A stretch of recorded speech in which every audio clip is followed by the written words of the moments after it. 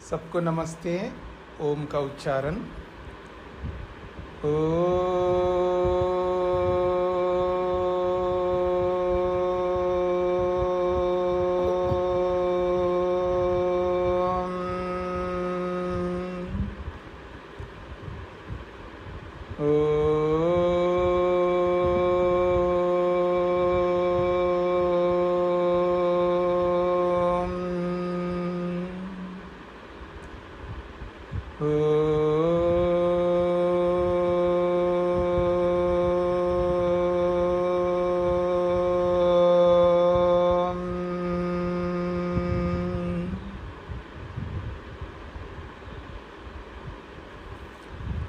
न्याय दर्शन के प्रथम अध्याय के प्रथम आहनिक के 5वें सूत्र को लेकर के विचार चल रहा है। तो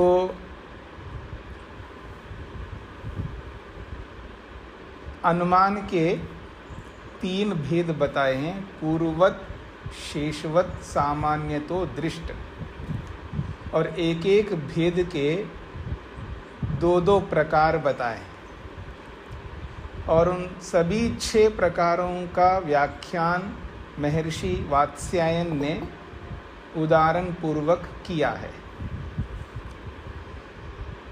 और अंत में एक विशेष बात कही जा रही है, पृष्ठ संख्या 19।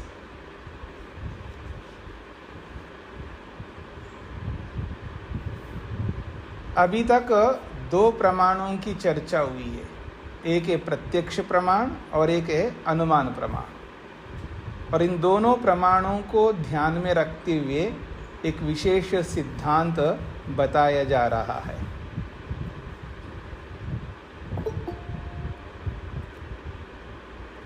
सिद्धांत ये है, सद विषयम च प्रत्यक्षम, सद असद विषयम च अनुमानम। जब प्रत्यक्ष होता है, प्रत्यक्ष जिसे हम कह रहे हैं वो प्रत्यक्ष वर्तमान काल में ही होता है। जिसे हम प्रत्यक्ष कह रहे हैं, मैं प्रत्यक्ष कर रहा हूँ, तो ये जो प्रत्यक्ष कर रहा हूँ ये कब कर रहा हूँ? वर्तमान काल में। तो कहते हैं सद विषयम च प्रत्यक्षम, प्रत्यक्ष मात्र वर्तमान काल में होता है।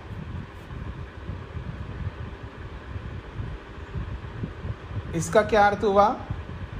तो वर्तमान, भविष्यत और भूत, या भूत, वर्तमान, भविष्यत, 3 कालों में एक ही काल है वर्तमान काल, जिसमें प्रत्यक्ष हो रहा है। भूतकाल का जो है वो प्रत्यक्ष था, अब नहीं है। और भविष्यत काल में होगा,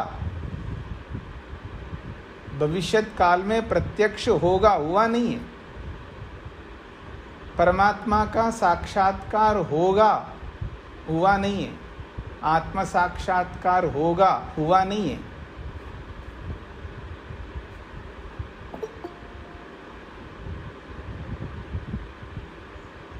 प्रत्यक्ष हो रहा है तो वर्तमान काल में होगा। तो इसलिए कहा है सद विषयम च प्रत्यक्षम।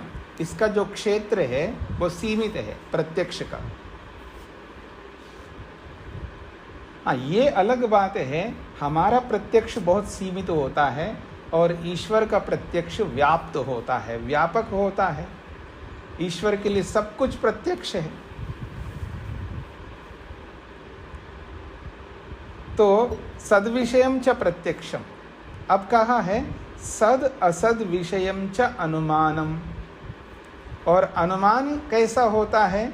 तो कहा वर्तमान काल में भी होता है और बाकी कालों में भी होता है। सद शब्द से वर्तमान काल को ले रहे हैं और असद शब्द से जो है वर्तमान से अतिरिक्त जो 2 काल बचे हैं, भूत और भविष्यत, भूत और भविष्यत, इन दोनों को असद शब्द से ले रहे हैं। और सद शब्द से वर्तमान को ले रहे हैं। तो कहते हैं सद असद विषयम च अनुमानम, और अनुमान जो है सद विषय वाला और असद विषय वाला होता है, अर्थात वर्तमान वाला होता है और अवर्तमान वाला होता है। अनुमान हम वर्तमान में करते हैं, भूतकाल का भी अनुमान करते हैं, भविष्यत काल का भी अनुमान करते हैं। इसका क्षेत्र व्यापक है।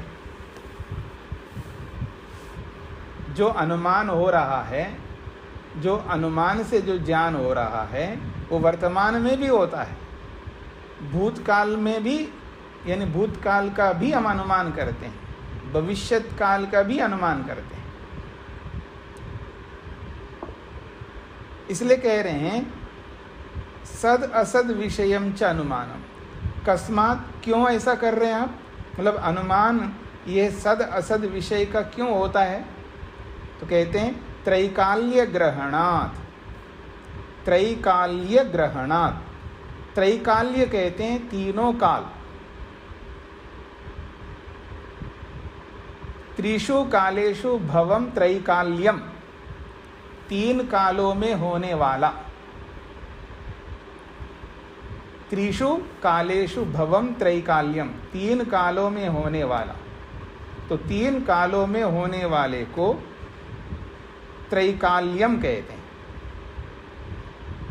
और त्रैकाल्य ग्रहणा, तीनों कालों का ग्रहण कराने के कारण से, अर्थात अनुमान तीनों कालों का ग्रहण कराता है, यानी तीनों कालों का ज्ञान कराता है। इसी को और स्पष्ट करते हैं, त्रिकाल युक्ता अर्थाः अनुमानेन गृह्यन्ते। त्रिकाल युक्ताः अर्थाः, अर्थ का मतलब पदार्थ, वस्तुएं। तो अर्थाः, जो अर्थ है वो कैसे हैं? अर्थ त्रिकाल युक्ता अर्थ, ये अर्थ का विशेषण है त्रिकाल युक्ता। तीनों कालों से युक्त अर्थ पदार्थ, जो पदार्थ भूतकाल से युक्त है, जो पदार्थ वर्तमान काल से युक्त है, और जो पदार्थ भविष्यत काल से युक्त है। तो त्रिकाल युक्ता अर्थ, तीनों कालों से युक्त जो अर्थ है वो अनुमानेन गृह्यन्ते, वो अनुमान से गृहीत होते हैं, अर्थात अनुमान के माध्यम से जाने जाते हैं। देखिएगा, भविष्यति इति अनुमीयते, भविष्यति इति अनुमीयते। अब ये क्या कहना चाह रहे हैं? भविष्यत काल का अनुमान कर रहे हैं हम लोग। वृष्टि भविष्यति, यतोहि अहं लिंगम पश्यामि, मेघम पश्यामि, अहं मेघम पश्यामि, तेन अनुमीयते यत वृष्टिर्भविष्यति। हाँ जी, संस्कृत समझ में आ रही है जी आप लोगों? बहुत सरल संस्कृत बोल रहा हूँ मैं। अहम मेघम पश्यामि, अहमिति मैं, मेघमिति बादल, पश्यामीति देख रहा हूँ, और ऐसे बादल को देख रहा हूँ जो घना बादल है, घोर बादल है, मंडरा रहा ऐसा कि जैसा कि मेरे ऊपर ही गिर रहा हो। तो मेघ को देख करके, मेघ रूपी लिंग को देख करके वृष्टि रूपी लिंगी का अनुमान कर रहा हूँ। और ये वृष्टि रूपी लिंगी कब होगी? कब होगी वृष्टि? भविष्यत में होगी। तो भविष्यत का ज्ञान हो रहा है। तो कहते हैं भविष्यत कालीय अर्थ का अनुमान कराने वाला होता है ये अनुमान प्रमाण। इसलिए कहा भविष्यति इति अनुमीयते, बरसात होगी ऐसा अनुमान हो रहा है। भवति इति च, वर्षा भवति, वर्षा चलन अस्ति, बरसात हो रही है, वर्तमान का भी अनुमान होता है। बरसात हो रही है ये अनुमान थोड़ा है, ये तो प्रत्यक्ष है। नहीं, यही तो समझना है हमको। कहाँ रहते हो जी? दिल्ली में। अरे दिल्ली में कहाँ रहते हो? पश्चिम विहार में रहते हो। बरसात तो हो नहीं रही। पंजाबी भाग में हो रही है बरसात। पश्चिम विहार और पंजाबी भाग जो है पास पास में है। ठीक है जी। तो कोई लिंक देख रहे हैं हम लोग, अथवा अब नगर तो नगर है, पता नहीं लगता हो आपको, तो चलिए गांव में आ जाते हैं। थोड़ी दूर पर बरसात हो रही है और वहाँ बरसात हो रही है, तो बरसात जैसे हो रही होती है धरती पे, बरसात के पानी के कारण से, मिट्टी में मिलने के कारण, और मिट्टी और बरसात का पानी दोनों मिलकर के, और वो जो गंध उठती है, जो स्मेल आ रहा होता है, गंध आ रही होती है, उससे आपको पता लग रहा है कि वहाँ कहीं बरसात हो रही है। दिखता भी है, दूर से लिंग दिखाई देता है, कुछ वहाँ पर बरसात हो रही है। तो कोई ना कोई लिंग चिन्ह हमको दिखाई दे रहा है, दूर बरसात हो रही है। तो वर्तमान काल में भी अनुमान किया जा रहा है बरसात हो रही है, वहाँ हो रही है, यहाँ नहीं हो रही है। ठीक है जी। तो भवतीति च,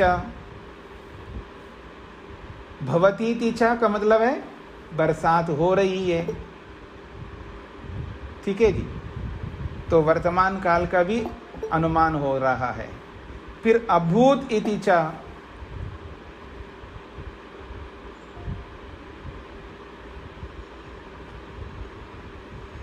अभूत का मतलब हो गई है, बरसात हुई है, पीछे बरसात हुई है। अभूत, अभूत का मतलब है हो गई है बरसात। हाँ जी, समझ में नहीं आ रहा है? पश्चिम बिहार के लोग जो है पंजाबी बाग में चले गए गाड़ी लेकर के, वहाँ जाते ही जो है सड़कें जो है पानी से लिप्त हैं, सड़कों में पानी है, इधर उधर पानी है, सब कीचड़ सा हो रहा है। एक जगह नहीं है, पूरे पंजाबी बाग में जिधर भी देखो पानी पानी पानी सड़कों पर। अभूत वृष्टि, बरसात हो गई है। समझ में आ रहा है ना आप लोगों को? तो भूतकाल का भी अनुमान करा रहा है, भविष्यत काल का भी करा रहा है, और वर्तमान काल का भी करा रहा है। इसलिए इसके लिए कहा है सद असद विषयम च अनुमानम। ये भूत, वर्तमान, भविष्य तीनों कालों का बोध कराता है अनुमान। बहुत व्यापक है अनुमान। असच्च खलु अतीतम अनागतम च इति। और ये जो असत शब्द है, ये असत शब्द का अर्थ है अतीत और अनागत। अतीत कहते हैं भूतकाल को, और अनागत को कहते हैं भविष्यत काल। असत शब्द से अतीत और अनागत इन दोनों को लेना चाहिए। तो अतीत का मतलब है जो बीत गया है उसको अतीत कहते हैं। अपने अतीत को देखो, बोलते हैं ना हम लोग हिंदी में, अपने अतीत को देखो, अपने भूतकाल को देखो, अपने दादा को देखो, अपने परदादा को देखो, अपने खानदान को देखो। सब आर्य थे, सब लोग ऐसा करते थे, हवन करते थे, संध्या करते थे, पंचमा यज्ञों का पालन करते थे। आप क्या कर रहे हो? अपने अतीत को देखो। तो अतीत और अनागत, अनागत का मतलब है अभी आगतम नास्ति, अनागतम अस्ति, अभी आया नहीं है। आगतम का अर्थ होता है आया, और अनागतम का अर्थ है अभी आया नहीं है, आने वाला है। तो अनागत कहते हैं भविष्य को। तो असत शब्द से अतीत और अनागत इन दोनों को लिया जा रहा है, और इससे अर्थापत्ति ये निकल के आ रही है, सत शब्द से वर्तमान को लिया जा रहा है। इसलिए भाष्यकार कहते हैं सद विषयम च प्रत्यक्षम सद असद विषयम च अनुमानम। कस्मात, क्यों अनुमान सद असद विषय वाला होता है? त्रैकाल्य ग्रहणात्, तीनों कालों को ग्रहण कराने के कारण से, तीनों कालों का ग्रहण कराने से, तीनों कालों का ज्ञान कराने से अनुमान सद असद विषय वाला है। त्रिकाल युक्ता अर्थ अनुमानेन गृह्यन्ते। तीनों कालों से युक्त पदार्थ जो है, तीनों कालों से जुड़े हुए पदार्थ अनुमान से गृहीत होते हैं, यानी ज्ञात होते हैं, अनुभव में आते हैं। जैसा कि भविष्यति इति अनुमीयते, होगा, होगी, आएगी, जाएगी, करेंगी, करूँगा, ऐसा भविष्य का अनुमान होता है। एक ही बरसात थोड़ी है, और भी बहुत सारे विषय है ना। ये करेगा, रुक जाओ अभी करने वाला है, करेगा, करेंगी, खाएगा, खाएंगी, बोलेगा, बोलेगी, चलेगा, चलेगी, सबके साथ लगा सकते हो भविष्य काल में। अनुमान होता रहता है, दिन भर हम अनुमान करते रहते हैं। और भवती हो रहा है, हो रहा है, मैं नहीं देख रहा हूं। यज्ञ हो रहा है, क्योंकि लिंग दिखाई दे रहे हैं ना। ओम विश्वानि देव सवितर दुरितानि, आप मंत्र पाठ सुन रहे, अग्नये स्वाहा, सोमाय स्वाहा सुनते जा रहे हो, लेकिन शब्द सुनाई दे रहा है, यज्ञ को नहीं देख रहे प्रत्यक्ष। तो यज्ञ हो रहा है। भवती का भी आपको अनुमान हो रहा है। और अभूत, अभूत का मतलब यज्ञ हो गया जी, आप देर से पहुंचे। आप जैसे जिस समाज में प्रवेश कर रहे हो, सब लोग निकल रहे हैं बाहर, यज्ञ हो गया, अभूत, यज्ञ अभूत, यज्ञ हो गया है। तो सब लोग बाहर निकलते हुए देख करके आप क्या समझ रहे हैं, यज्ञ हो गया। अथवा सत्संग के लिए आप गए थे, और जैसे ही वहां प्रवेश कर रहे हो सत्संग हाल में, सब बाहर निकल रहे हैं, जा रहे हैं, सब अपनी अपनी गाड़ियां निकाल रहे हैं, जा रहे हैं। उनको देख करके क्या अनुभव आएगा, क्या अनुभूति होगी, क्या ज्ञान करेंगे, सत्संग हो गया अभूत। सुबह उठने से लेकर के रात्रि में सोने तक हम लोग पता नहीं भविष्यति का, भवती का और अभूत का अनुमान करते ही जाते हैं। पत्नी के बारे में, पति के बारे में, सास के बारे में, बहू के बारे में, शॉप के बारे में, मॉल के बारे में, ग्रोसरी के बारे में, हर किसी के बारे में अनुमान करते ही जाते हैं। दिन भर अनुमान करते रहते हैं हम लोग। बिना प्रमाण का हम जी नहीं सकते, मतलब प्रमाण के बिना हम लोग जी नहीं सकते। प्रमाणों का सहारा हम लेते हैं, सुबह से लेकर रात तक प्रमाणों का सहारा लेते हैं। प्रमाणों के बिना हम लोग बिल्कुल जी नहीं सकते, जीवन चल ही नहीं सकता। बस यही है कि जहाँ प्रमाणों का सहारा हमें लेना चाहिए वहाँ तो नहीं लेते हम लोग, बाकी सब जगह लेते हैं। मुक्ति को पाने के लिए, वैराग्य को, विवेक को पाने के लिए, समाधि को लगाने के लिए, ईश्वर को समझने के लिए, धर्म को समझने के लिए, ऐसी बहुत सारी बातें जहाँ प्रमाणों का सहारा में लेना होता है वहाँ नहीं लेंगे हम। सास को समझने के लिए, बहू को समझने के लिए, उससे लड़ने के लिए, उसकी चुगली करने के लिए, उसकी शिकायत करने के लिए, या जो कुछ भी करने के लिए सब अनुमान का प्रयोग करेंगे, प्रमाणों का खूब प्रयोग करेंगे हम लोग। पड़ोसी के लिए, विदेशी के लिए, और किसी के लिए भी, किसी के लिए भी हम अनुमान करेंगे, सबके लिए करेंगे, पर अपने लिए, अपने स्वर्ग के लिए, अपने मोक्ष के लिए, अपनी उन्नति के लिए, एक्चुअल में वास्तविक उन्नति के लिए अनुमान का प्रयोग नहीं करेंगे। प्रमाणों का प्रयोग बहुत कम करेंगे हम यथार्थ उन्नति के लिए, और अयथार्थ के लिए बहुत कुछ करेंगे। तो ये हो गया जी आपका सद विषयम च प्रत्यक्षम, सद असद विषयम च अनुमान। अब हम आगे बढ़ते हैं जी। पूरा सूत्र हो गए जी आपका अनुमान का प्रसंग, अनुमान प्रमाण के विषय में। तो अब मैं पूछूंगा, अब अपनी पुस्तक कॉपी बंद करेंगे, तो फिर जैसा जिनसे भी पूछूंगा वो बताएंगे।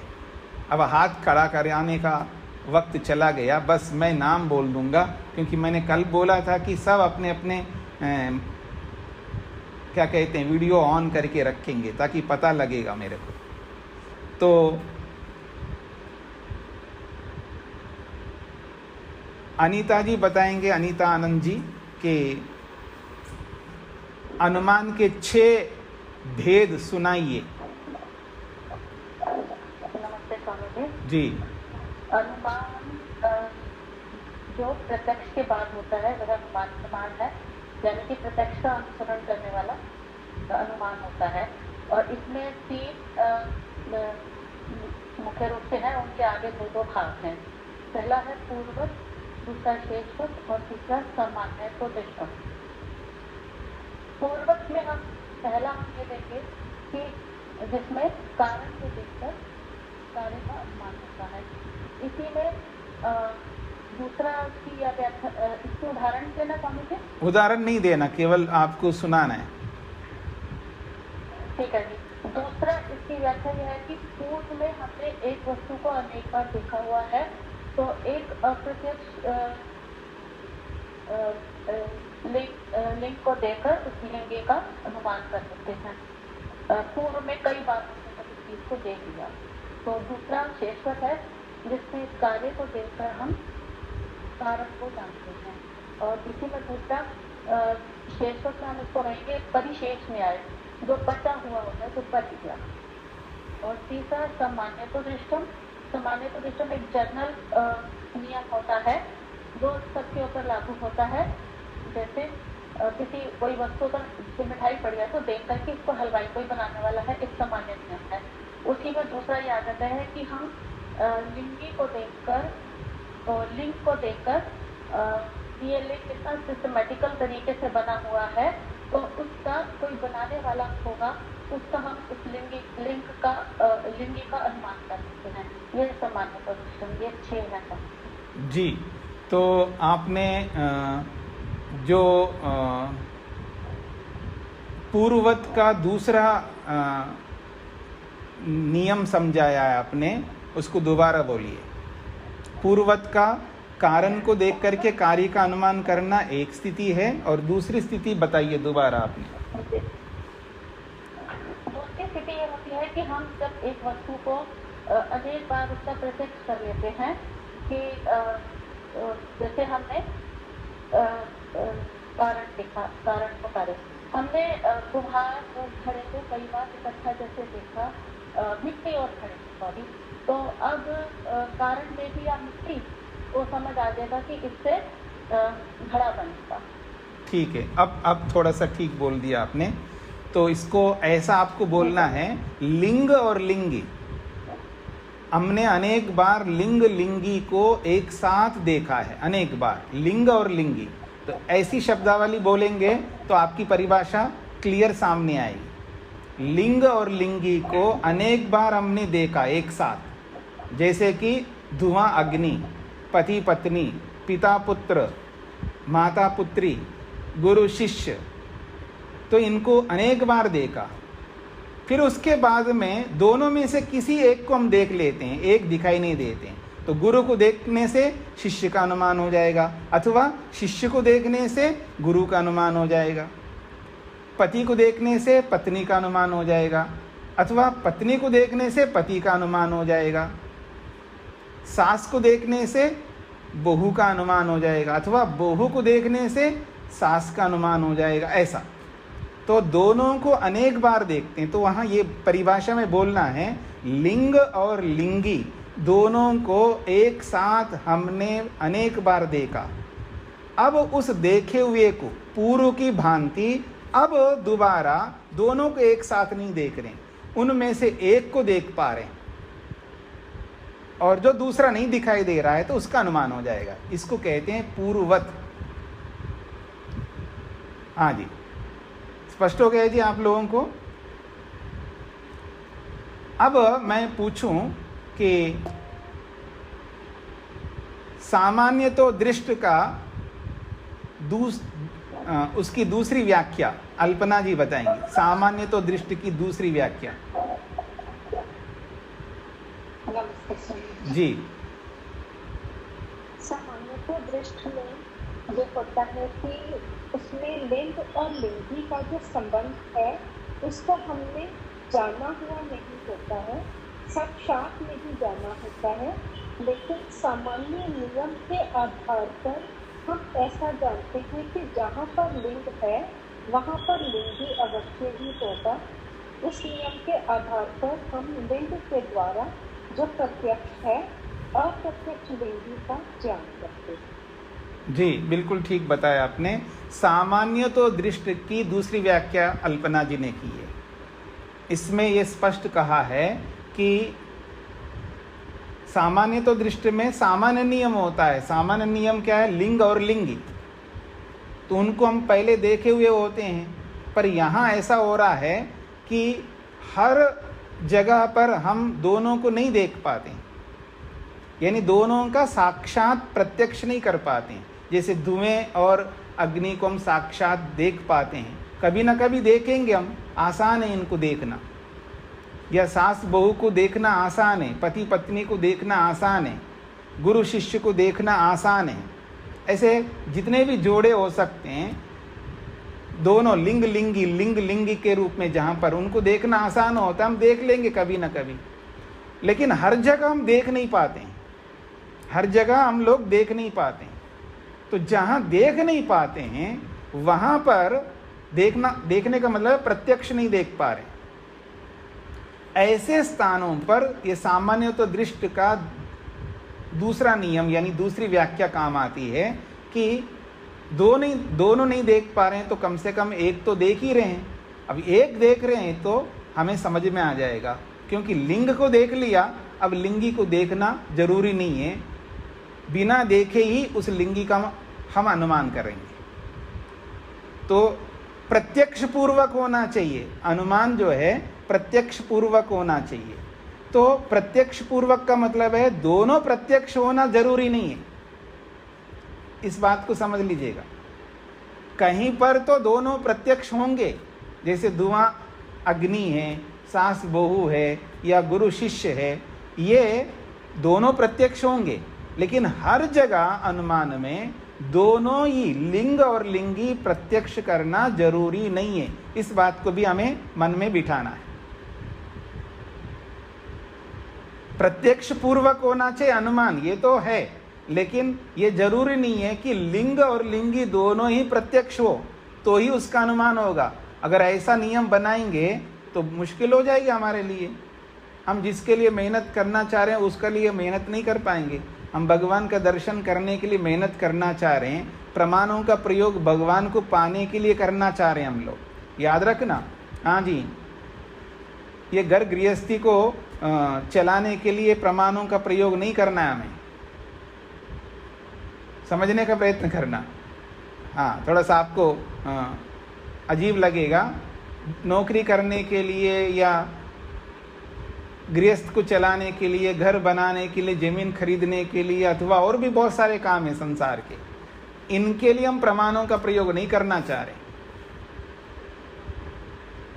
परमात्मा को प्राप्त करने के लिए प्रमाणों का प्रयोग करना चाह रहे। अब परमात्मा को प्राप्त करने के लिए जिन प्रमाणों का प्रयोग करना चाह रहे हैं, वो प्रमाण हम पहले प्रैक्टिकली इनके साथ करते हैं। अभी जो मैंने बोला है, सास बहू या पति पत्नी, गुरु शिष्य या मकान या नौकरी या व्यापार, जो कोई भी है, ये प्रयोगशाला है, क्योंकि इसी के माध्यम से हम वहां तक पहुंचेंगे। तो प्रमाणों का जो प्रयोग है यथार्थ में परमात्मा को पाने के लिए, आत्मा को पाने के लिए, उनके दर्शन के लिए, स्वर्ग को पाने के लिए, मोक्ष को पाने के लिए, या मैं ये बोलूं सुख को पाने के लिए, दुख को दूर करने के लिए। और ऐसा सुख पाने के लिए हम प्रमाणों का प्रयोग करेंगे कि पूरा सुख चाहिए मेरे को, अधूरा सुख नहीं चाहिए, दुख मिला हुआ सुख नहीं चाहिए, दुख रहित सुख चाहिए, थोड़ा दुख दूर नहीं चाहिए मेरे को, थोड़ी देर के लिए दुख दूर हो गए जी, इतना ही नहीं चाहिए मेरे, पूरी तरह दूर हो जाए दुख। हाँ जी, आपको कल सिर दर्द हो रहा है तो अभी है, हाँ अभी नहीं है, जब बिल्कुल ठीक है, सिर ठीक है, फिर उसके बाद 10 दिन के बाद, 15 दिन के बाद फिर माइग्रेन वाले लोग होते हैं ना, उनको आए दिन सिर दर्द होते रहते हैं। तो दुख दूर तो हो रहा है, लेकिन थोड़ी देर के लिए नहीं। पेट दर्द, सिर दर्द, ये दर्द, वो दर्द, ये दुख, वो दुख, हाँ, कभी बिजली ना होने के कारण से दुख। अभी मेरे यहाँ बिजली नहीं है, मैं प्रतीक्षा कर रहा हूँ कि बिजली कब आएगी, मैं थोड़ा सा और लाइट जला लूँ, ठीक है जी। तो कहने का अभिप्राय है कि ये जो दुख दूर होते हैं वो थोड़ी देर के लिए हो रहे हैं। मैं ऐसे दुख को दूर करने के लिए नहीं हूँ, मैं ऐसा दुख दूर करना चाहता हूँ, पूरी तरह दुख दूर हो जाए मेरे से, पूर्ण दुख दूर हो जाए,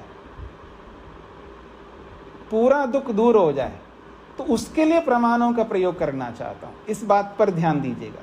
तो सारे प्रमाणों का प्रयोग मैं आत्मा के लिए, यानी आत्मा सुख को पाने के लिए, आत्मा तृप्ति को पाने के लिए, आत्मा संतोष को पाने के लिए, आत्म निर्भयता को पाने के लिए, आत्म स्वतंत्रता को पाने के लिए, ये मेरा लक्ष्य है। और इस लक्ष्य की पूर्ति में बाकी ये जो व्यापार करना, जमीन लेना, सास बनना, बहू बनना, पति बनना, पत्नी बनना, ये तो रास्ता है, ये यात्रा है। यात्रा कर रहे हैं हम लोग, तो फिर ये सारे संबंध जुड़ गए। आज जा रहे हैं जी, पड़ोस में एक और बैठ गया, अब कब तक चुपचाप बैठेंगे, उसे बात करने लगेंगे, हाँ जी नमस्ते जी, कैसे हो, कहाँ से हो, कहाँ जा रहे हो, कुछ ना कुछ पूछेंगे उनसे। और पूछते पूछते जो है राग हो जाता है, समझ लेना, पूछते पूछते राग हो जाता है, या पूछते पूछते द्वेष हो जाता है, वो बात ही नहीं कर रहा है। या तो राग करोगे या द्वेष करोगे। और नहीं समझ में आ जाए, आप तो वेजिटेरियन हैं और बगल वाला नॉन वेजिटेरियन है, फिर देखना खाने का समय आ गया, आप भी अपनी पोटली खोल रहे हो, वो भी अपनी पोटली खोल रहा है। चाहे फ्लाइट में बैठे हो या ट्रेन में बैठे हो या बस में बैठे हो, लॉन्ग जर्नी कर रहे हो, लंबी यात्रा जा रहे हो, और जब अपनी अपनी पोटली खोलेंगे खाने के लिए, तब आपको देखना या तो राग होगा या द्वेष हो जाएगा। आपकी अनुकूल होगा तो राग, आपके प्रतिकूल दोस्ती हो गए जी, शेयर भी करोगे ना आप खाना, वो भी खा रहा है, आप भी खा रहे हैं। क्या लाए हो जी? दाल बाटी लाया हूँ। आप क्या लाए जी? मैं थेपला लाया हूँ। आप क्या लाए हूँ जी? मैं ये लाया हूँ। अलग अलग लोग आए हैं ना, कहीं गुजरात के, कहीं राजस्थान के, कहीं पंजाब के, कहीं अलग अलग लोग आए, जा रहे हैं, एक साथ यात्रा कर रहे हैं, एक ही बस में, एक ही कोच के अंदर, एक ही जगह पर कम से कम 4, 5, 6 लोग तो बैठते होंगे ना। अथवा फर्स्ट एसी में बैठे हुए तो 4 लोग तो कम से कम बैठेंगे, तो चारों के बीच में चारों दिशाओं के लोग बैठे हैं, 4 प्रकार का भोजन है। लेकिन यदि वो भोजन विरुद्ध हो जाए आपसे तो द्वेष होगा। ये कैसे लोगों के साथ, हे भगवान कहाँ बिठा दिया आपने, ऐसे के साथ यही मिलना था हमको, अब इतना लंबा रास्ता तय करना, इतनी दूर जाना है, अब ये लोग 3 बार खाएंगे और बच्चे ऊपर से हैं, और बीच बीच में कोई अंडा खा रहा है, कोई मछली खा रहा है, कोई कुछ खा रहा है, फिर देखना द्वेष कैसा होगा हमको। तो या तो द्वेष करोगे या राग करोगे। तो यात्रा कर रहे हो, उस यात्रा में ये सब होंगे। और हम लोग क्या करते हैं, यात्रा तक सीमित नहीं रहते। जैसे गंतव्य स्थान होता है जी, अच्छा जी नमस्ते जी, ठीक है जी, बाय बाय, हो जाएगा, हो गया। अब वो नहीं करते हम लोग, और राग ऐसा जोड़ के रखते हैं, बस छूटता ही नहीं वो। मेरी बात को समझ रहे ना। ये जो पड़ोसी है, पंजाब के हैं, ये या इधर त्रिपुरा, इधर नॉर्थ ईस्ट के हैं, या इधर दक्षिण के हैं, ये उत्तर के हैं, जो भी है, इनके साथ जो नाता जुड़ गए है ना, अब वो अब छूटता ही नहीं है। कोई पत्नी बन गए, कोई पति बन गया, कोई सास बन गई, कोई बहू बन गई, कोई गुरु बन गए, कोई शिष्य बन गए, ये सारे संबंध बना लिए हमने यात्रा करते हुए, ठीक है ना। और गंतव्य स्थान को बुला दिया है, और बीच में ही लगे हुए हम लोग एक दूसरे के साथ में। ये है हमारी स्थिति। कुछ समझ में आ गए ना आप लोगों को? ये कहानी इसलिए सुना है मैंने आपको कि ये जो प्रमाण है, इन प्रमाणों का प्रयोग हमें उनके लिए प्रयोग करना है जिसके लिए हमारे को जीवन मिला है। ये समझ करके चलिएगा। तो आइए आगे बढ़ते हम लोग। तो भीमसेन जी बताएंगे शेषवत की दूसरी व्याख्या। हाँ जी, माइक खोलिए फिर बोलिए। अच्छा, नहीं बताना है, ये सरल उत्तर हो गया। हाँ जी, तो शकुंतला माता जी बताएंगी परिशेष यानी ये जो शेषवत है उसकी दूसरी व्याख्या। मैंने तो थोड़ा सा हिंट्स भी दे दिया आपको। शकुंतला सेठिया जी। स्वामी जी नमस्ते जी तो शेषवत की दूसरी व्याख्या की बात करें ना जी। पहली व्याख्या तो ये है नहीं, दूसरी व्याख्या बताइए। पहली बात कार्य से कारण को जानना, वो पहली व्याख्या। जी। और शेषवत में ये है कि जितने हमारे सामने विषय हैं उनमें से जिसके साथ हमारा बात नहीं बनती, हम उसके सामान्य में नहीं है। जैसे कल आपने बताया था कि वैशेषिक प्रमाण में छह विषय होते हैं। उन 6 में 3 तो थे जो नित्य थे, अनित्य नहीं थे, इसलिए वो पहले 6 में से हट गए। बाकी 3 जो रह गए उनमें तो ये देखना है कि ये शब्द का क्या स्थान, कौन सा स्थान है शब्द का। फिर हमने देखा कि शब्द जो है वो द्रव्य नहीं हो सकता, क्योंकि द्रव्य तो जो है वो बहुत सारे द्रव्यों में रहता है, फिर शब्द तो एक ही द्रव्य में रहता है। और फिर हमने देखा कि शब्द जो है वो गुण है, वो ना कर्म भी नहीं है, क्योंकि कर्म से कर्म नहीं पैदा होता, पर शब्द से शब्द पैदा होता है, इसलिए वो गुण है। और गुण एक ही द्रव्य में रहता है, तो शेष वही गुण रह गया, तो इसलिए वो शेष रखते हैं। जी आपने अच्छा सुना है, लेकिन थोड़ा सा करेक्शन कर लीजिएगा। गुण एक ही द्रव्य में रहता है ऐसा मत बोलना। क्या ना बोलोगी? गुण एक ही द्रव्य में रहता है ऐसा मत बोलना। जी अच्छा। हाँ, जी धन्यवाद। गुण एक ही द्रव्य में रहता है ऐसा नहीं बोलना, क्योंकि गुण भी अनेक द्रव्यों में रहता है। जी जी जी। पर यह है कि शब्द एक द्रव्य में रहता है, शब्द एक गुण है, लेकिन शब्द एक द्रव्य में रहता है, ये तो सही है। लेकिन शब्द गुण होने के कारण से हम ये नहीं बोल सकते कि गुण एक ही द्रव्य में रहेगा। शब्द गुण का ये सिद्धांत है, वो एक द्रव्यनिष्ठ है, लेकिन सारे गुण एक ही द्रव्य में रहेंगे ऐसा कोई नियम नहीं है। जैसे मैं एक उदाहरण देता हूँ, माइक बंद कर लीजिएगा।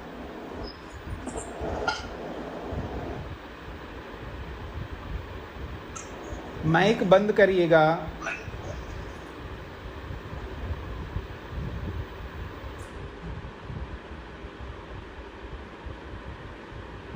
हाँ जी। तो जैसे संयोग है, संयोग भी एक गुण है। संयोग एक गुण है, तो संयोग तो अनेक द्रव्यों में रहता है। और वियोग भी एक गुण है, वो भी अनेक द्रव्यों में होता है। इसलिए गुण जो है एक द्रव्यनिष्ठ है ऐसा नहीं बोल सकते। शब्द के लिए बोल सकते हैं, भले वो गुण हो शब्द, लेकिन शब्द का एक ऐसा धर्म है वो एक द्रव्यनिष्ठ है। इसलिए मैंने करेक्शन करा दिया। ठीक है, तो अब हम आगे बढ़ते हैं जी। पूर्ववत,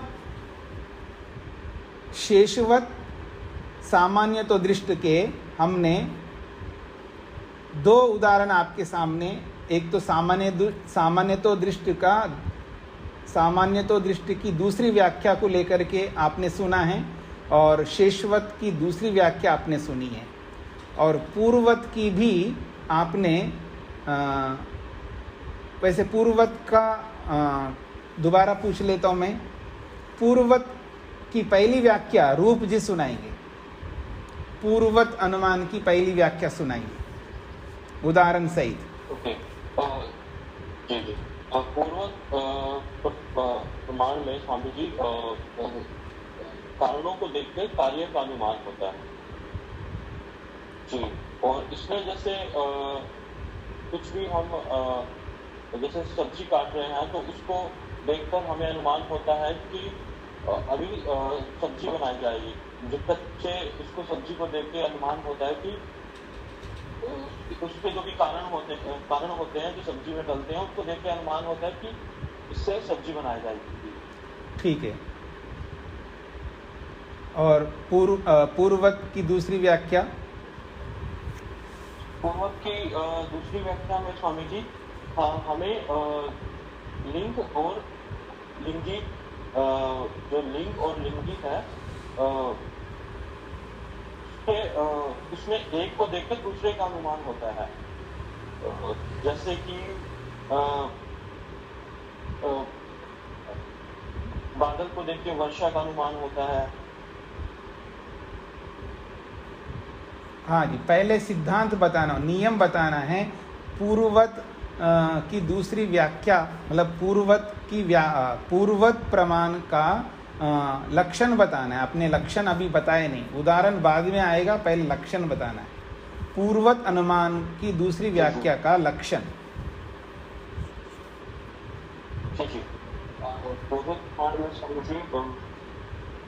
थोड़ा सा कंफ्यूज हो रहा हूँ स्वामी जी, क्योंकि कोई बात नहीं, सुधा जी बताएंगी पूर्ववत प्रमाण की दूसरी व्याख्या का लक्षण। सुधा वर्मा जी।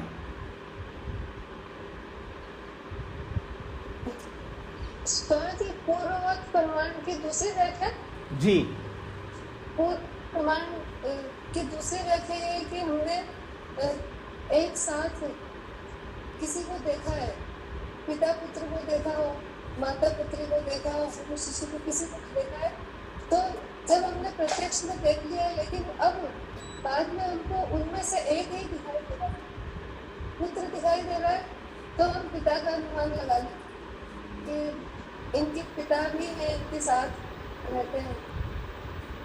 जी जी, ठीक है स्वामी जी। दूसरी व्याख्या जी, देखकर हम एक का अनुमान लगा लेते हैं। ठीक है, तो शेखर जी बताएंगे पूर्ववत की दूसरी व्याख्या का लक्षण बताइए। अब समझ लीजिएगा सभी, क्योंकि सुधा जी ने जो बताया है वो पूरी तरह नहीं बताया, यानी लक्षण में वो समझ में आना चाहिए, कंटेंट्स जो है वो समझ में आना चाहिए। जी, उन्होंने उदाहरण को लक्षण में जोड़ करके बताया, इसलिए पहले लक्षण पूरा बताओ, फिर उदाहरण बाद में आएगा। जी शेखर जी। हमने पहले लिंग और लिंगी को देखा है, और भविष्य में जब एक को देखते हैं तो उससे दूसरे का अनुमान लगा। जी, ये है लक्षण, यानी लिंग और लिंगी।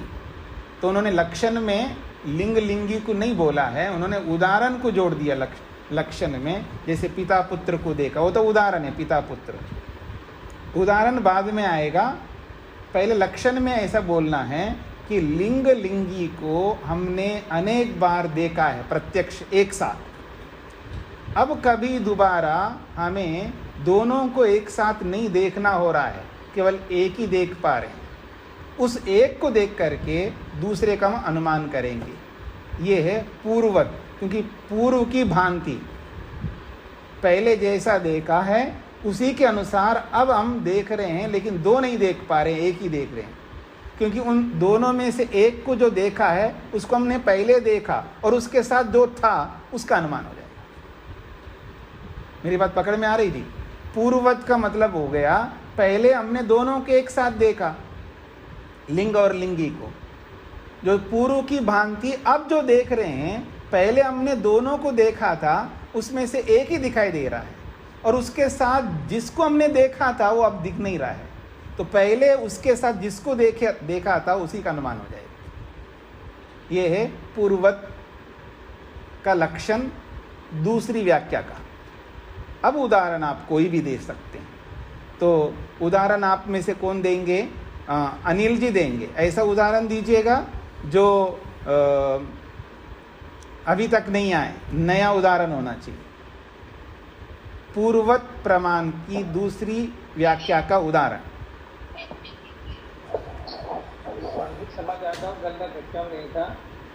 अच्छा, तेज नारायण जी बताएंगे।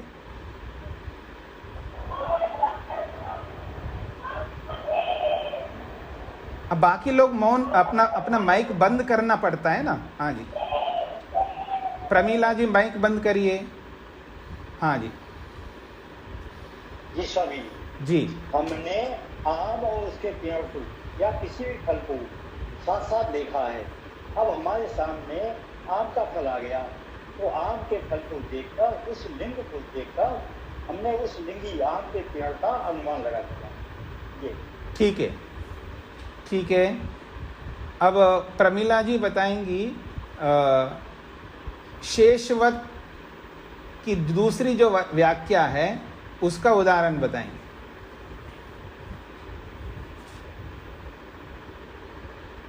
प्रमिला जी।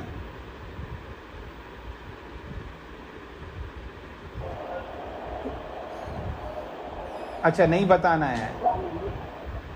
ऋचा जी बताएंगी। नमस्ते स्वामी जी। जी। द्रव्य मतलब शब्द, उसका उदाहरण ना पूर्ववत का शेष, जो परिशेष न्याय से जो बचता है उसको शेषवत बोलते हैं अनुमान। उसका उदाहरण है कि द्रव्य जैसे कि शब्द है, शब्द ये वो आ चुका है, ये उदाहरण आ चुका है। नया उदाहरण देना है, जो अभी तक आया नहीं वो उदाहरण देना है। एक तो जैसे कक्षा में 10 विद्यार्थी उपस्थित थे, जिसमें से एक जो था उसने कुछ गड़बड़ किया, तो दूसरे सभी से पूछने पर वो उन्होंने बताया कि मैंने नहीं किया। तो जो लास्ट बच्चा उसके बारे में अनुमान कर लेते हैं शिक्षक, उसके बताए बिना भी कि उसने ही ये किया होगा, ये जो कक्षा में गड़बड़ जी, क्योंकि उसने स्वीकार नहीं किया है। तो शेष बचने के कारण उसको परिशेष न्याय से उसको शिक्षक ने पहचान लिया। जी, वेद प्रिया जी बताएंगी शेषवत लक्षण के दूसरे लक्षण का उदाहरण। तो दूसरा उदाहरण है भोजन को खत्म हुआ देखकर 10 व्यक्ति बैठे हैं, भोजन खत्म हो गया, वहाँ खाली बर्तन देखकर सबसे एक कर पूछा कि भोजन किसने लिया है। तो 9 लोगों के मना करने के बाद 10वें व्यक्ति से अनुमान लगाया कि इसी ने लिया है। ठीक है, इन्होंने कहा है कि किचन में भोजन था और 10 लोग वहाँ बैठे हुए हैं, हाँ, और किचन में जो भोजन था वो नहीं दिख रहा है और 10 लोग घर में बैठे हुए हैं। उनमें से एक से पूछा है, 9 से पूछ लिया और 10वां ही व्यक्ति है उस भोजन को लिया है। ये अनुमान हो रहा है, इन्होंने उदाहरण दिया है। मोहनलाल जी बताएंगे कि पूर्ववत का पहले लक्षण का उदाहरण। मोहनलाल जी। स्वामी जी नमस्ते जी। स्वामी जी, वर्षा को देख के मैं गलत बोल गया जी, मेघ को देख के वर्षा का होना। कोई नया उदाहरण दीजिएगा, कोई नया उदाहरण दीजिएगा।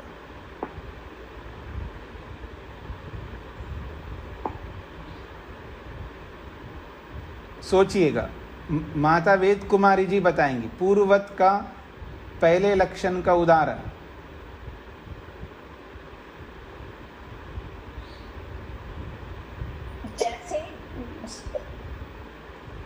जैसे ही मैं मध्य मार्ग से गुजरी तो वहाँ फ्लैग लगे हुए थे, तो अनुमान लगाया गया कि वहाँ से कोई वीआईपी आने वाला है। अच्छा, ये बन जाएगा आपका अनुमान।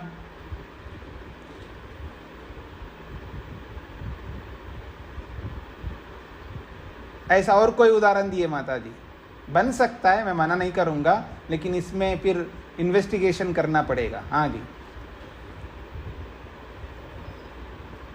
माता वेद कुमारी जी। जैसे बारिश होकर हटती है और लगता है कि मीठी मीठी खुशबू आ रही है, कहाँ से आ रही है? यहाँ तो बारिश हुई नहीं, तो कहीं और बारिश हुई है, पर उसकी सोंधी खुशबू आ रही है। अच्छा, रचना जी बताएंगी पूर्ववत का दूसरे लक्षण का उदाहरण।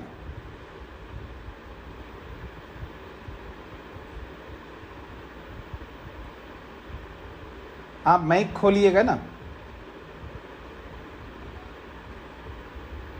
जैसे हम कहीं से निकले और हमने देखा कि यहाँ पर सीमेंट, रोड़ी और बदरपुर वगैरह ये सब सामान पड़ा हुआ है, तो नया कारण उदाहरण है, तो इसका मतलब है कि कार्य होगा। नया उदाहरण कि यहाँ दीजिएगा। पर बिल्डिंग बनने वाली है। ये उदाहरण आ चुका है पहले, नया उदाहरण देना है आपको। बहुत सारे उदाहरण बनते हैं ना, यही तो आपको सोचना है ना, बहुत उदाहरण बना सकते हैं आप लोग। हाँ, तो आपको नया उदाहरण लाना है। जैसे स्वामी जी ये भी हो सकता है ना कि अब जैसे हमारा कक्षा का समय हो गया है, हम सब लोग अपनी किताबें कॉपियाँ लेकर के बैठे हैं और ये कारण हो गया, अब लग रहा है कि स्वामी जी आएंगे और हमारी क्लास लेंगे, तो ये उदाहरण हो गया ही। अच्छा, इसका विकल्प नहीं हो सकता नहीं भी आएंगे? चलिए, नहीं आएंगे स्वामी जी। अच्छा, नहीं आएंगे। ठीक है। ऐसा है, अनुमान वो करना होता है जिसमें बाधित ना हो।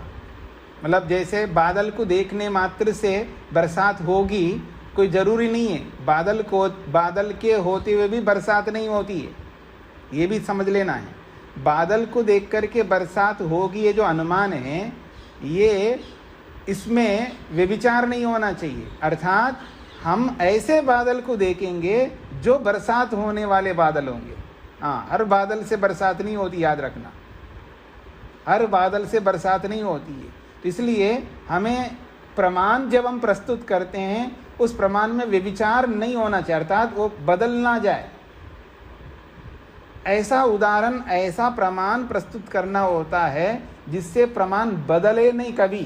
प्रमाण मतलब प्रमाण, वो बदल नहीं सके, ऐसा हमें प्रस्तुत करना है। उदाहरण दें तो भी ऐसा ही उदाहरण देना है जिससे कि सामने वाला बोल ही नहीं सके, तो यथार्थ हो। इसलिए उसमें हमको, जैसे मैं जब बोला बादल को देख करके बरसात होती है, मैं केवल इतना नहीं बोला, वो बादल की विशेषताएं बताइए, ऐसे बादल होंगे, ऐसे बादल होंगे तो बरसात होगी। आपने सुना होगा ना जब मैं बोलता हूँ, तो आपको ऐसे निर्दुष्ट प्रमाण प्रस्तुत करना, अर्थात जिसमें वो प्रमाण ना बने, आगे चल करके बदल जाए, वो प्रमाण ही नहीं बन पाया। हाजी बादल को होने पर बरसात होती है, आपने कहा बरसात तो हुई नहीं है। तो इसलिए हमें जब प्रमाण प्रस्तुत करना है तो उसमें दोष नहीं आना चाहिए, ये ध्यान में रख करके हमें प्रमाण प्रस्तुत करना है। हाँ जी, सुभाष जी बताएंगे। सामान्य तो दृष्टि का पूर्व लक्षण का उदाहरण। स्वामी जी, सामान्य दृष्टि का पूर्व लक्षण का उदाहरण है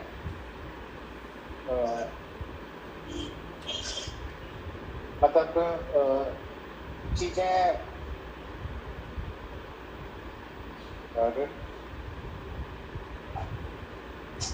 चलिए आप लक्षण बताइए पहले, ताकि आपको समझ में आ जाएगा। लक्षण बताते ही समझ में आ जाएगा।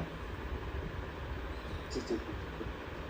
सामान्य दृष्टि का लक्षण है स्वामी जी कि मतलब सामान्य दृष्टि में वो सारी व्यवहार में वो चीजें होती है, सामान्यतः वो सारी चीजें होती है, वो सामान्य दृष्टि सिद्धांत के तहत आता है। इसका उदाहरण एक थोड़ा सा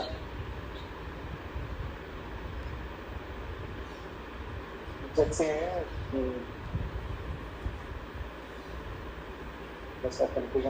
हाँ जी, कोई बात नहीं। श्वेता जी हैं तो बताएंगी। श्वेता जी, सामान्य तो दृष्टि का लक्षण बताइए। सामान्य तो दृष्टि का पूर्व लक्षण और उसका उदाहरण। श्वेता जी। जी नमस्ते स्वामी जी। जी सामान्य तो दृष्टि माने जनरल रूल स्वामी जी। जी हाँ, जनरली लाइक बोलिए। तो फिर एग्जांपल लाइक सुबह मेरी बेटी घर से स्कूल को गई, तो कैसे गई, कहाँ से गई, या अपने आप चल के गई, तो उसमें गति दिखती है इसमें। सो जनरली ऐसा जो कॉमनली जानने के लिए जो रूल रहता है वो सामान्य दृष्टि रहता है। जी जी स्वामी जी, मैं सेकंड एग्जांपल का शेषवत का बताऊं स्वामी जी? कुछ एग्जांपल मैंने सोचा, पता नहीं गलत है कि। हाँ बताइए। तो अभी एक हम लोग कंप्यूटर्स को असेंबली करते हैं ना स्वामी जी, लाइक पहली बार आप कंप्यूटर को कनेक्ट करते हैं जी। तो जब आप कनेक्ट करते हैं, कीबोर्ड को कनेक्ट करते हैं, माउस को कनेक्ट करते हैं, फिर पावर कॉर्ड को कनेक्ट करते हैं, ऐसे कनेक्ट करते हैं ना स्वामी जी जी। तो हम पहले कीबोर्ड को कनेक्ट करेंगे, फिर माउस को कनेक्ट करेंगे, मतलब देख के जो पोर्ट्स रहते हैं उसको देख के कनेक्ट करेंगे, और फिर जो लास्ट जो बचा हुआ रहता है फिर वो जो लाइक पूरे कनेक्ट हो गए, फिर जो ये एक ही बचा हुआ है तो जो भी पोर्ट वहाँ पे दिखता है वो अच्छा यही है तो यही सही है बोल के वो उसको कनेक्ट करें। पहले मुझे नहीं पता वो कौन से पोर्ट में जाता है जी। तो जो पहले जो पूरे जो रहता है उसको कनेक्ट करने के बाद जो बचा है अच्छा यही है बोल के समझ लें जी। हाँ बनेगा, लेकिन ये सॉफ्टवेयर वाले या इंजीनियर समझने वाला उदाहरण है, ये सब लोग नहीं समझ पाएंगे। यानी जो भी इस कंप्यूटर्स को जानने वाले होंगे ना, या तो कंप्यूटर इंजीनियर जान सकते हैं, या कंप्यूटर्स का यूज़ करने वाला, बखूबी ढंग से यूज़ करने वाला यही जान पाएंगे। यूजर्स या उसके जो इंजीनियर, दोनों में से किसी को ये समझ में आएगा, हर व्यक्ति को नहीं समझ में आएगा ये। जी ठीक है, ये भी उदाहरण बनेगा। हाँ जी, रविंद्र जी बताएंगे कि पूर्ववत का दूसरा लक्षण और उसका उदाहरण।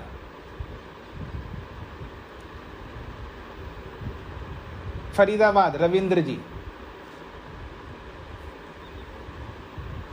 आपका हाथ बहुत देर से खड़ा हुआ है तो आप बताइए।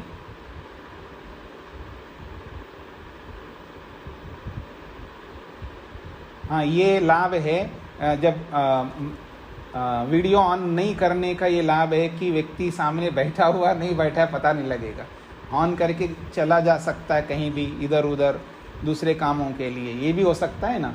इसलिए आवाज़ नहीं आ रही तो मैं यही संभावना कर सकता हूँ, अनुमान नहीं संभावना कर सकता हूँ, हो सकता है वो ऑन करके रिकॉर्डिंग पे लगा के गए होंगे कहीं। हाँ जी, पुष्पलता जी बताएंगी। पुष्पलता जी, स्वाति जी बताएंगी, स्वाति आर्या।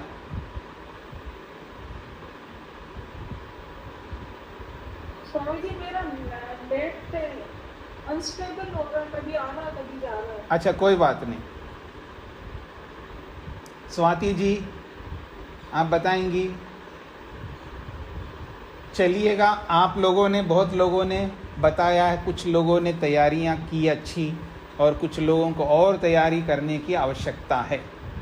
तो समझना तो सरल है, समझ लेंगे हम लोग, आगे भी समझते जाएंगे।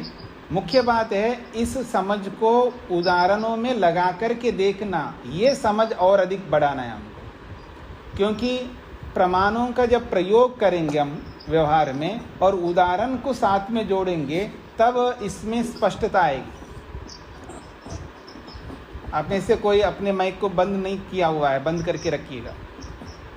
तो आपने समझ लिया है अनुमान के 3 भेदों के दो मिला करके, प्रभेदों को मिला करके 6 भेद आपके सामने आए हैं। उनके लक्षण भी आपके सामने आए हैं और उनके उदाहरण भी सामने आए हैं। अब उन लक्षणों को हृदयंगम करते हुए उदाहरणों में लगाना है। जो उदाहरण यहाँ पर दिए और जो उदाहरण आप लोगों ने बना करके बताया है, उसके अतिरिक्त भी, जैसा कि मैंने बोला है ना, प्रातःकाल उठने से लेकर के रात्रि तक हम इन प्रमाणों का प्रयोग करते हैं, जाने और अनजाने इन सब का प्रयोग करते हैं। तो इन सब का प्रयोग कर रहे हैं तो उनको लगा करके देखना है हमको, और साथ साथ में फिर ईश्वर के साथ, जीवात्मा के साथ और उन चीज़ों के साथ लगा के देखना है हमको जिनके निकट हमें जाना है। तो ये भी आपको प्रयास करना, अभ्यास करना है। तो निश्चित बात है धीरे धीरे हम बहुत आगे बढ़ेंगे। तो इसको यहीं पर विराम देता हूँ और फिर कल हम नया प्रमाण प्रारंभ करेंगे, तीसरा प्रमाण। ओम शांति शांति शांति।